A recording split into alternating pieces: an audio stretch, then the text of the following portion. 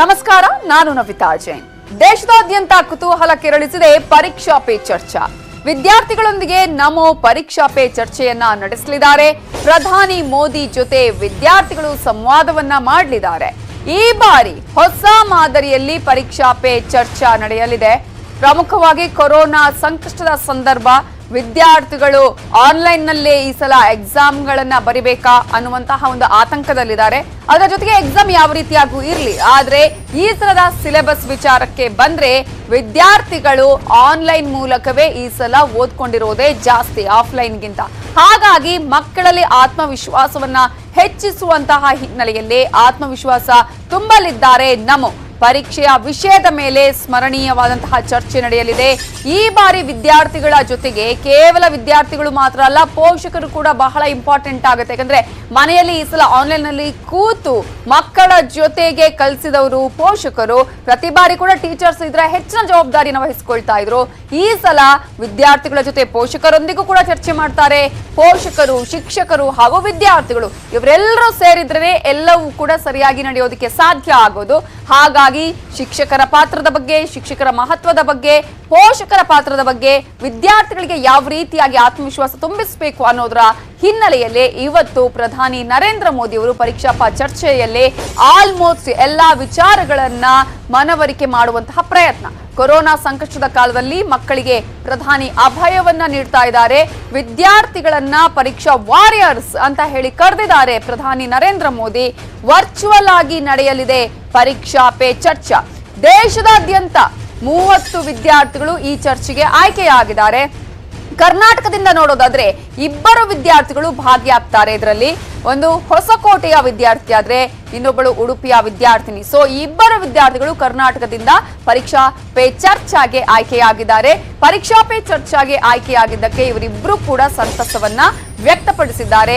ಈ ಹಿನ್ನೆಲೆಯಲ್ಲಿ ವಿದ್ಯಾರ್ಥಿಗಳೊಂದಿಗೆ ಪರೀಕ್ಷಾ ಪೇ ಚರ್ಚಾ ಕಾರ್ಯಕ್ರಮ ನಡೆಯಲಿದೆ. ವರ್ಚುವಲ್ ಆಗಿ ಇದು ನಡೆಯಲಿದೆ.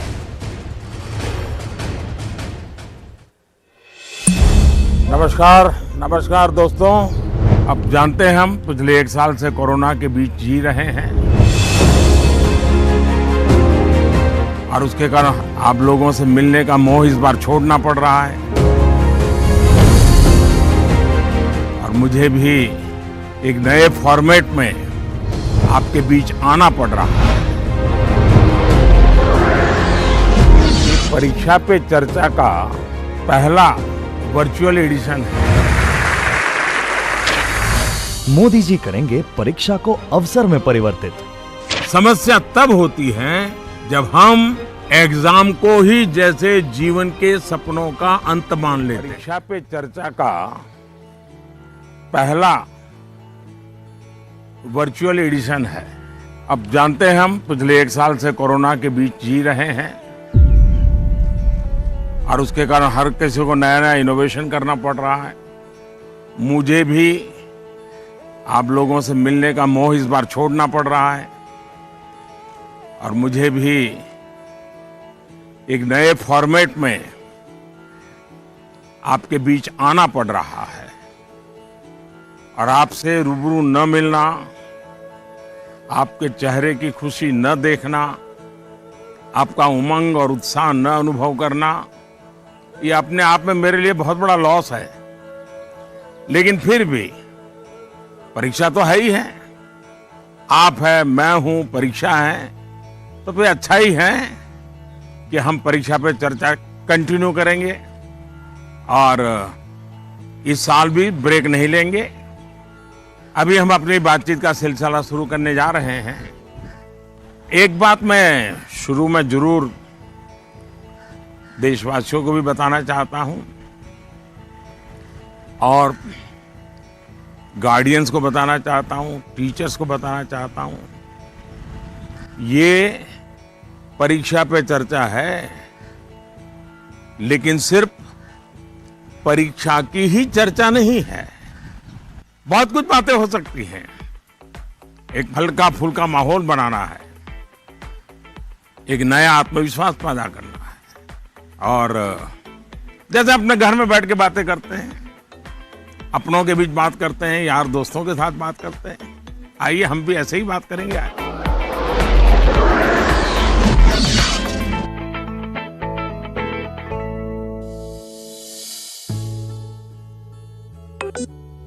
नमस्कार ऑनरेबल पीएम नमस्कार, सर। नमस्कार। मेरा नाम यन पल्लवी है। मैं 9वीं कक्षा पढ़ रही हूँ। सर, हम अक्सर ऐसा महसूस करते हैं कि पूरा साल पढ़ाई ठीक चल रही होती है, लेकिन जैसे ही परीक्षा निकट आती है बहुत ही तनावपूर्ण स्थिति हो जाती है। कृपया इसके लिए कोई उपाय बताइए सर। बहुत धन्यवाद सर। धन्यवाद पल्लवी।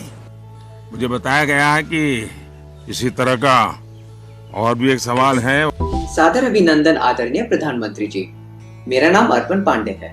मैं global Indian international school Kuala Lumpur Malaysia में 12वीं कक्षा का छात्र हूँ। मैं आपसे अपनी भावी भविष्य की सफलता हेतु एक प्रश्न के उत्तर की आकांक्षा करता हूँ और आशा करता हूँ कि आप इसमें मेरा मार्गदर्शन करेंगे। मेरा प्रश्न है, परीक्षा की तैयारी के दौरान हमारे मन में आने वाले भय और तनाव से हम कैसे उभरे? कि क्या होगा अगर अच्छे अंक और अच्छा कॉलेज मिलेगा या नहीं? धन्यवाद। पल्लवी, अर्पण, देखिए, आप जब ये फियर की, डर की बात करते हैं तो मुझे भी डर लग जाता है। अरे ऐसी कौन सी बात है जिसके लिए डरना चाहिए? क्या पहली बार एग्जाम देने जा रहे हो क्या पहले कभी एग्जाम दी नहीं? क्या आपको मालूम नहीं था कि मार्च महीने, अप्रैल महीने में एग्जाम आती है? सब पता है, पहले से पता है, साल भर पहले से पता है। अचानक तो नहीं आया है। और जो अचानक नहीं आया है, कोई आसमान नहीं टूट पड़ा है, इसका मतलब हुआ कि आपको डर एग्जाम का नहीं है, आपको डर किसी और का है। वो क्या है? आपके आसपास एक माहौल बना दिया गया है कि यही एग्जाम सब कुछ है, यही जिंदगी है।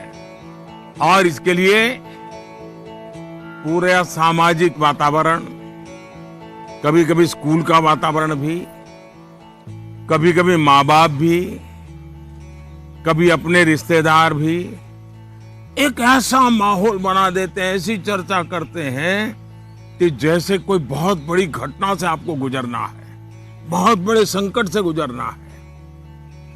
मैं उन सब से कहना चाहूंगा, खास करके मैं पेरेंट्स से कहना चाहता हूं, आपने क्या करके रख दिया है? मैं समझता हूं कि ये सबसे बड़ी गलती है। हम आवश्यकता से अधिक ओवर कॉन्शियस हो जाते हैं, हम थोड़े ज्यादा ही सोचने लग जाते हैं। और इसलिए मैं समझता हूं कि जिंदगी में ये कोई आखिरी मुकाम नहीं है। ये जिंदगी बहुत लंबी है, बहुत पड़ाव आते हैं। एक छोटा सा पड़ाव है। हमें दबाव नहीं बनाना चाहिए। चाहे टीचर हो, स्टूडेंट हो, परिवारजन हो, यार दोस्त हो, अगर बाहर का दबाव कम हो गया, खत्म हो गया, तो एग्जाम का दबाव कभी महसूस नहीं होगा। कॉन्फिडेंस फलेगा, फूलेगा, प्रेशर रिलीज हो जाएगा, डिक्रीज हो जाएगा।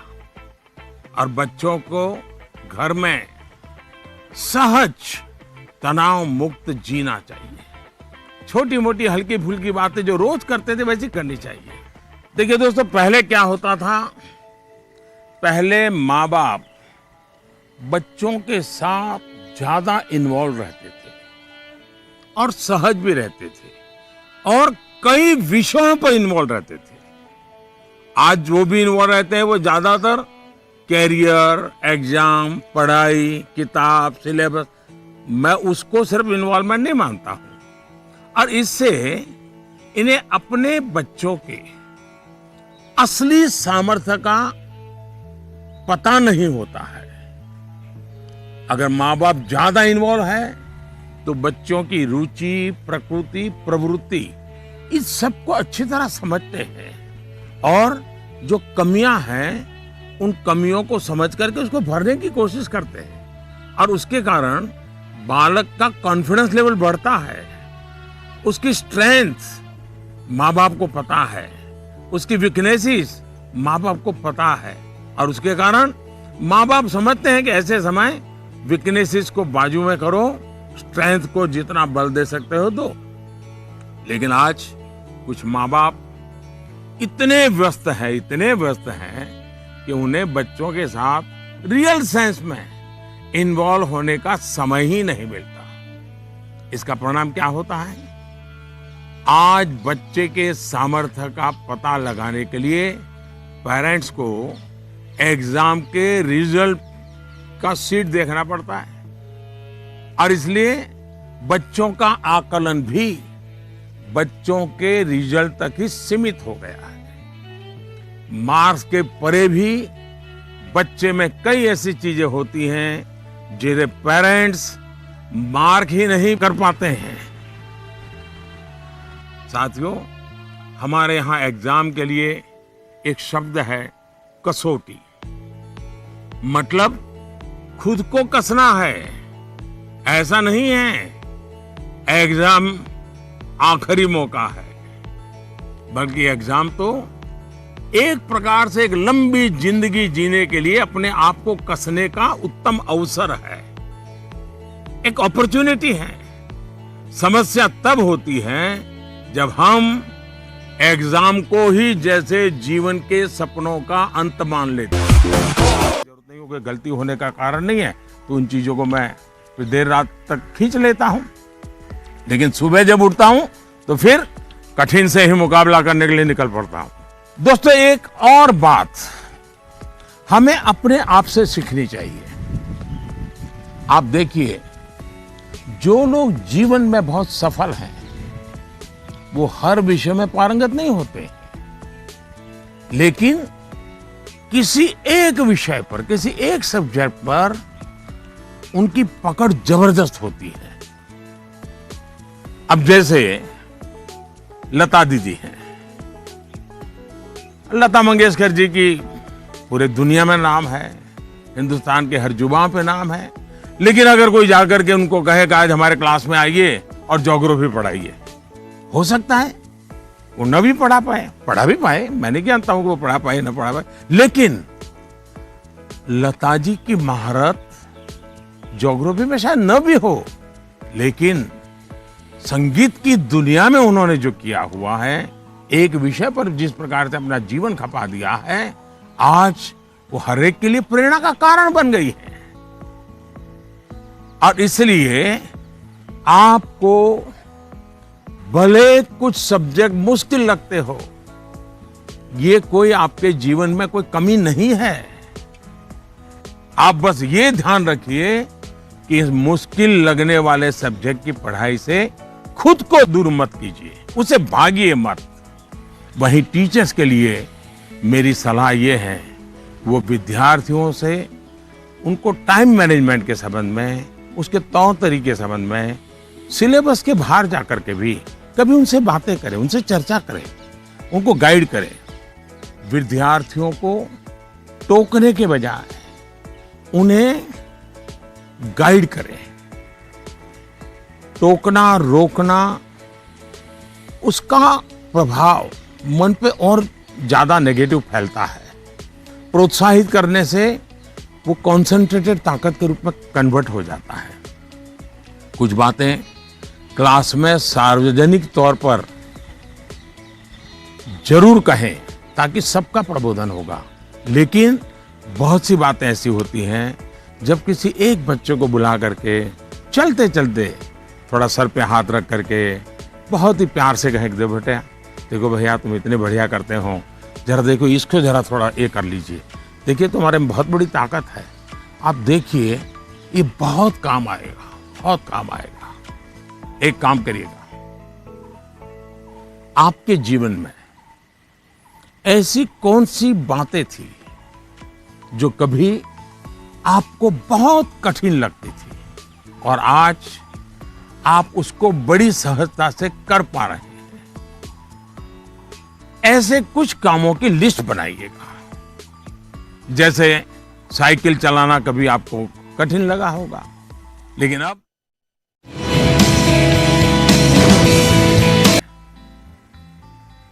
जिसमें से आपको सुख मिलता है, आपको आनंद मिलता है, आपके मन को बहलाती हैं, आप ऐसा भी कुछ कर सकते हैं। अब आपने मुझे पूछा है तो मैं भी सोचता हूं कि मैं क्या करना पसंद करता हूं। मैंने अपनी दिनचर्या में ऑब्जर्व किया है कि अगर मुझे थोड़ा सा भी खाली समय मिल जाए और अगर झूला है तो मेरा मन करता है कुछ पल में झूले पर जरूर बैठूं। बहुत थकान है और 5 मिनट का भी समय मिल गया या फिर मैं कोई काम भी कर रहा हूं तो अपने खाली समय में झूले पर बैठकर, पता नहीं क्या कारण है लेकिन मेरा मन प्रफुल्लित हो जाता है। जब आप खाली समय अर्न करते हैं तो आपको उसकी सबसे ज्यादा वैल्यू पता चलती है। इसलिए आपकी लाइफ ऐसी होनी चाहिए कि जब आप खाली समय अर्न करें तो वो आपको असीम आनंद दें। यहां यह भी ध्यान रखने की जरूरत है कि खाली समय में किन चीजों से बचना चाहिए, नहीं तो वही चीज सारा समय खा जाएगी, पता भी नहीं चलेगा और अंत में रिफ्रेश रिलैक्स होने के बजाय आप तंग आ जाएंगे, थकान महसूस करने लगेंगे। एक और मुझे लगता है कि खाली समय में हमें अपनी क्यूरियोसिटी, जिज्ञासा बढ़ाने की और ऐसी कौन सी चीजें हम कर सकते हैं जो शायद बहुत प्रोडक्टिव हो जाएगी। आपकी माँ या पिता अगर खाना बना रहे हैं उसे ऑब्जर्व कीजिए, नई नई चीजों में अंदर जाने का, कुछ नया जानने का। इसका इम्पैक्ट सीधा सीधा दिखाई नहीं देता है पर जीवन में इसका बहुत बड़ा गहरा प्रभाव होता है। फ्री टाइम का एक और बेस्ट यूज हो सकता है कि आप कुछ गतिविधियों से अपने आप को जोड़ें जिसमें आप को एक्सप्रेस कर पाए, आपकी यूनिकनेस को बाहर ले आ सके, जिसमें आप अपनी इंडिविजुअलिटी से जुड़ सके। ऐसा करने के बहुत से तरीके हैं और आप भी ऐसे बहुत से तरीके जानते हैं। स्पोर्ट्स हैं, म्यूजिक है, राइटिंग है, पेंटिंग है, स्टोरी राइटिंग है। आप बहुत कुछ कर सकते हैं। अपने थॉट्स को, इमोशंस को एक्सप्रेस करने का एक क्रिएटिव तरीका दीजिए, अवसर दीजिए। नॉलेज का दायरा कई बार वहीं तक सीमित होता है जो आपको उपलब्ध है, जो आपके आसपास है, लेकिन क्रिएटिविटी का दायरा नॉलेज से भी बहुत दूर तक आपको ले जाता है, बहुत विस्तार के फलक पर ले जाता है। क्रिएटिविटी आपको उस क्षेत्र में ले जा सकती है जहां पहले कभी कोई नहीं पहुंचा जो नया हो। हमारे यहाँ कहा जाता है जहां न पहुंचे रवि वहां पहुंचे कवि। ये क्रिएटिविटी की तो बात है।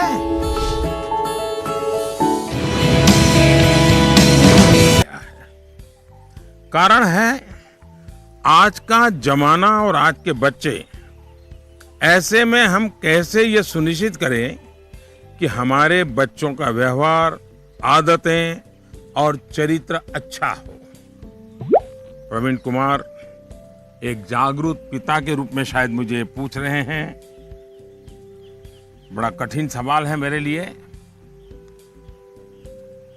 मैं कहूंगा कि पहले तो आप स्वयं चिंतन करें, आत्मचिंतन करें। क्या ऐसा तो नहीं है कि जीवन जीने का जो तरीका आपने चुना है, आप चाहते हैं वैसे ही जिंदगी आपके बच्चे भी जिए और थोड़ा सा भी उनमें बदलाव आता है तो आपको लगता है कि पतन हो रहा है, वैल्यूज का ह्रास हो रहा है। मुझे बराबर याद है, एक बार मैं स्टार्टअप से जुड़े हुए नौजवानों से मैंने एक समारोह किया। तो बंगाल की एक बेटी जिसने स्टार्टअप शुरू किया है अपनी पूरी कैरियर छोड़ करके, तो उसने अपना अनुभव बताया वो मुझे हमेशा याद रहता है। उस बेटी ने कहा कि मैंने अपनी नौकरी छोड़ दी, कैरियर छोड़ दी और स्टार्टअप शुरू किया, और मेरी माँ को जब पता चला तो मेरी माँ ने तुरंत कहा सर्वनाश। यानी इतना माँ को झटका लगा, लेकिन बाद में वो बेटी स्टार्टअप में बहुत सफल रही थी। आपको सोचना चाहिए कि आप अपने भाव विश्व में अपने बच्चों को जकड़ने का प्रयास तो नहीं कर रहे हैं, और इसलिए आपका परिवार, आपकी परंपराएं, उसमें मूलभूत मूल्यों को कैसे जोड़ दें, हमें आइडेंटिफाई करना चाहिए। जैसे हमारे यहाँ कहा जाता है, जन सेवा ही प्रभु सेवा है। ये हमारे शास्त्रों में मूल्य के रूप में है। लेकिन आपके घर में पूजा पाठ तो बहुत होती है, दुनिया को दिखता है कि आप बहुत धार्मिक हैं, रिचुअल से भरा जीवन है, लेकिन आप जनसेवा में कहीं नजर नहीं आते हैं। अब जब आपकी संतान यह विरोधाभास देखती हैं, तो उसके मन में कॉन्फ्लिक्ट शुरू हो जाता है, सवाल खड़े हो जाते हैं, और सवाल उठना स्वाभाविक में है। उसी प्रकार से भी हमारे मूल्य हैं कि जीव मात्र से परमात्मा का वास है। उसी प्रकार से हम सबकी मान्यता है, और हमें यह सिखाया गया है, हमारे जीवन मूल्य के रूप में प्रस्थापित हो चुका है, और हमारी सोच है कि जीव मात्र में परमात्मा का वास है। लेकिन आपके घर में जो काम करने आते हैं, झाड़ू पोछा लगाने आते हैं, लिफ्ट चलाने वाला होता है, आपको स्कूल में छोड़ने वाला ऑटो रिक्शा ड्राइवर है, क्या कभी आपने उनसे उनके सुख दुख की चिंता और चर्चा की है? क्या कभी आपने पूछा, वे आपके परिवार में तो किसी को कोरोना नहीं हुआ है ना, आपके परिवार के तो सब सुखी है ना, आप जिस गांव से आए हो उस गांव में तो सब ठीक है ना? क्या आपने कभी पूछा है? अगर आप ऐसा करते तो आपको अपने बच्चे को मूल्य नहीं सिखाने पड़ते। मैं आप पर सवाल नहीं खड़े कर रहा, एक सामान्य व्यवहार की बात कर रहा। कुछ लोग वाकई ऐसा नहीं करते। बच्चे का बर्थडे होता है, बहुत सारी तैयारियां होती हैं। कितने लोग अपने घर में काम करने वालों से कहते हैं कि जो भी काम करना है 5 बजे तक पूरा कर दो, 6 बजे जब मेहमान आना शुरू हो जाएंगे तब तुम भी हमारे परिवार के मेहमान के रूप में कपड़े पहन करके, अच्छे कपड़े पहन करके परिवार के सबको लेकर के आ जाना। आप ಬೇಜಾರು ಮಾಡ್ಕೋಬೇಡಮ್ಮ. ಬೇಜಾರು ಮಾಡ್ಕೊಳ್ಳೋದಿಲ್ಲ ಹೇಳಿ sir.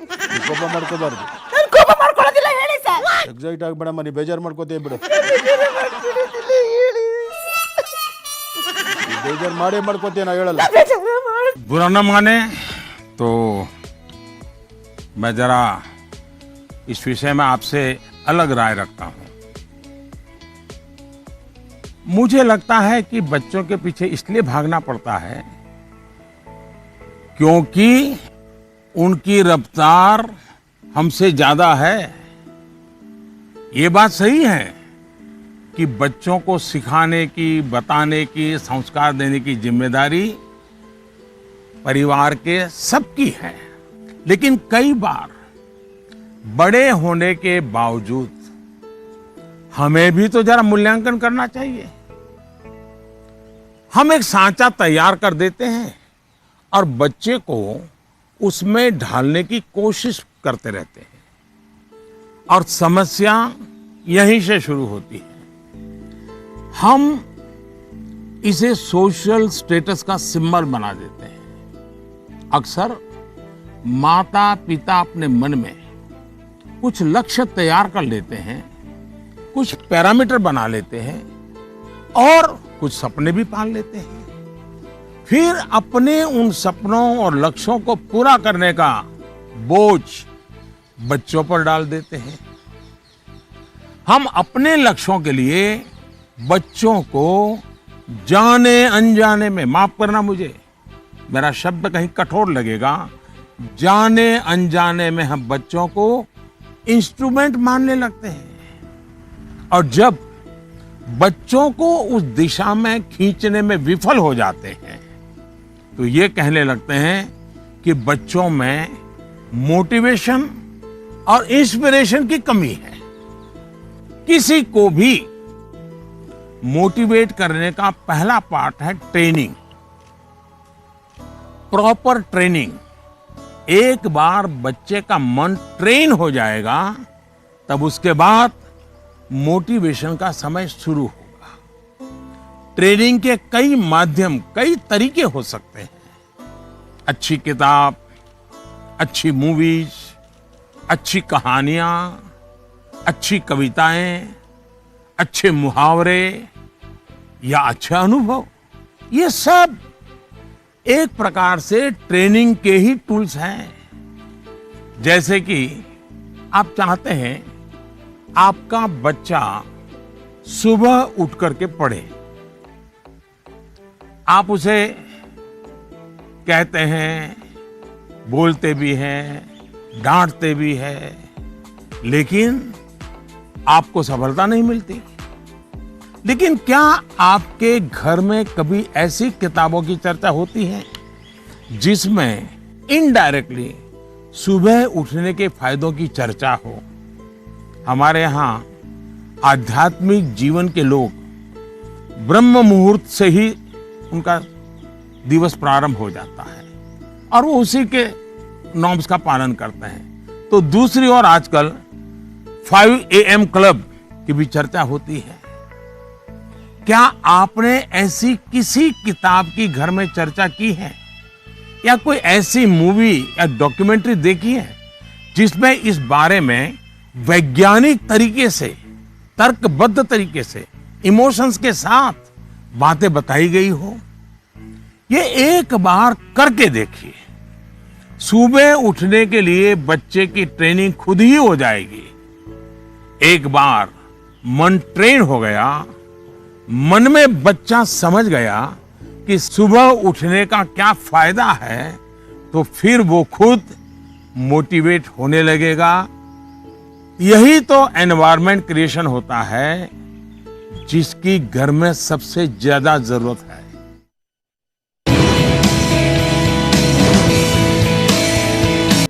Namaste Prime Minister sir, my name is Tanay and I am a student of Salmia Indian Model School, Kuwait. Sir, I have a question to ask you that how to prepare ourselves for the battle of life. Thank you sir. NaMo app पर मसूरी उत्तराखंड श्रीमान अशरफ खान ने लिखा है, sir हम सब जब अपने बड़े कजिन्स या दोस्तों से बात करते हैं तो वो कहते हैं कि अभी स्कूल में तो तुमने जीवन देखा ही कहाँ है, जीवन की असली कसौटी तो स्कूल से बाहर निकल करके होगी। मेरा सवाल यह है कि आज हम अपने आप को कल की चुनौतियों के लिए कैसे तैयार करें। तनय, आप तो कुवैत से मुझसे बात कर रहे हो, लेकिन तनय कभी किसी ने इस बात को मार्क किया है कि तुम्हारे जो आवाज है वो गॉड गिफ्टेड है? क्या कभी तुम्हारे माँ बाप ने, कभी आपके दोस्तों ने, कभी आपके टीचर्स ने कभी कहा है कि आपका ध्यान गया है? आज आपका सवाल सुनने के बाद, खैर रिकॉर्डेड है, लेकिन मैं पक्का मानता हूं कि आपको एक बहुत ही विशिष्ट प्रकार की आवाज परमात्मा ने दी है। कभी उस पर ध्यान दीजिए, ये आपकी बहुत बड़ी विरासत बन सकती है। खैर, मैं तनय की बातों की ओर चला गया, लेकिन जो सवाल आपने पूछे हैं, पहली बात तो ये कि जो लोग आपको ये कहते हैं उनके कहने का तरीका भले ऐसा होता है कि वो आपको सलाह दे रहे हैं, लेकिन मन के भीतर की सच्चाई को देखें तो वो अपने आप को हीरो बनाने की कर रहा होता है, या फिर वो अपनी असफलताओं को इसलिए बड़ा बनाकर दिखाता है ताकि उसे एक एस्केप रूट मिल सके, और इसलिए वो दिखाता है कि उसके सामने बहुत बड़ी बड़ी चुनौतियां हैं।